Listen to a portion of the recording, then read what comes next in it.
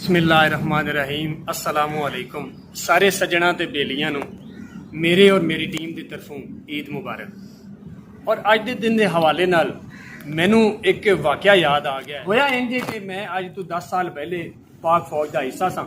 चांद रात नूं सानू हायर कमांड की तरफों आर्डर मिलिया कि ऑपरेशन लॉन्च करना है और साडे कोल दो पानी दीयां बोतलां सन और नाल जिहड़ा है थोड़ा जिहा ड्राई फ्रूट सी जिहदे नाल एक दो दिन गुजार सकीए।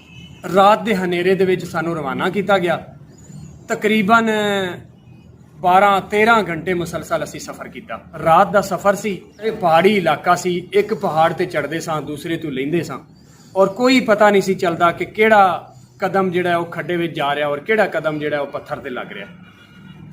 मुख्तलिफ जगह ते काफ़ी जवान जख्मी भी हो गए, काफ़ी लोग बेचारे फिसल गए और थले गिर जाते सन। दोबारा उन्होंने बेचारिਆਂ ਨੂੰ चुक के असीं नाल अपने मिलाते सन।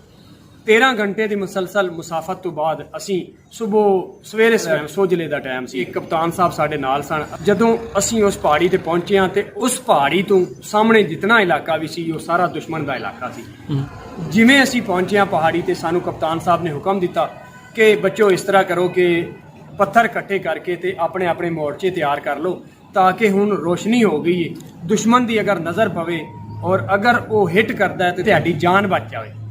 असी छुप छुपा के पत्थर छोटे छोटे इकट्ठे करके ते अपने वास्ते मोर्चे तैयार किए।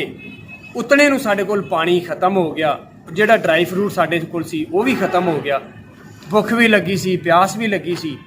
असी अपने सीनियर नूं रिक्वेस्ट की कि कप्तान साहब नूं मिन्नत करो कि सानू ना पानी वास्ते जान देन, असी कोई करीब ही चश्मा होए जिहड़ा तलाश करके तो पानी भर के ले आइए अपने वास्ते।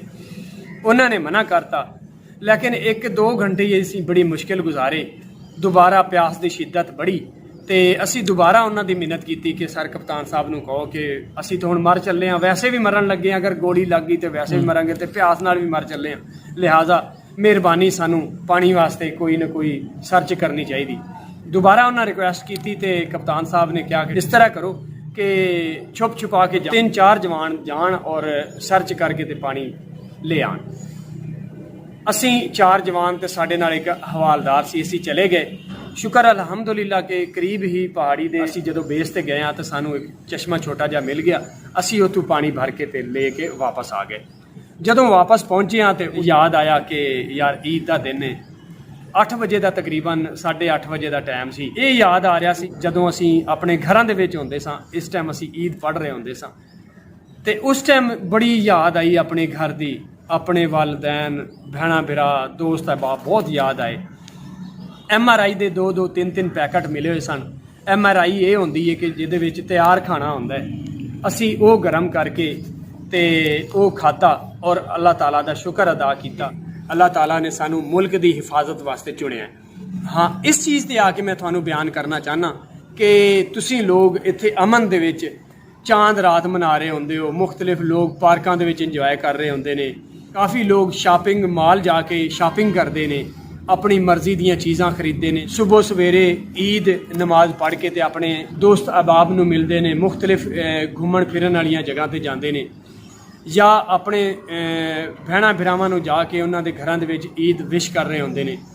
तुहानूं ये नहीं अंदाज़ा हुंदा कि पाक फौज दे जवान साडी हिफाजत वास्ते किस किस मुश्किल मरहले दे विचों गुजर के जाते हैं। मैं तुहानूं ये चीज़ वाज़े करना चाहना कि पाक फौज एक बहुत मुनज़्ज़म इदारा है। एक अध फर्द की वजह तो पूरा इदारा जिहड़ा है वो खराब नहीं हो सकता। लिहाजा तुहानूं ये वेखना चाहिए कि साडे पाक फौज के जवान अपने घर बार बीवी बच्चे छोड़ के तुहाडी खातिर और साडे इस मुल्क और धरती की खातिर अपनियां जानां कुर्बान कर रहे होंदे ने।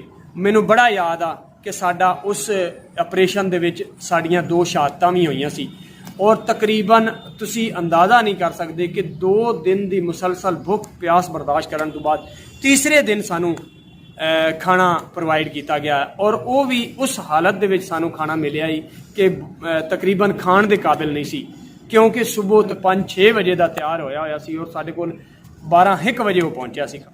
लिहाजा मेरी सारे भाइयों अगे इल्तमास है कि किसी बैरूनी साजिश का हिस्सा ना बनो। ਔਰ ਆਪਣੀ ਪਾਕ ਫੌਜ ਦੇ ਨਾਲ ਖੜੇ ਹੋ ਜਾਓ।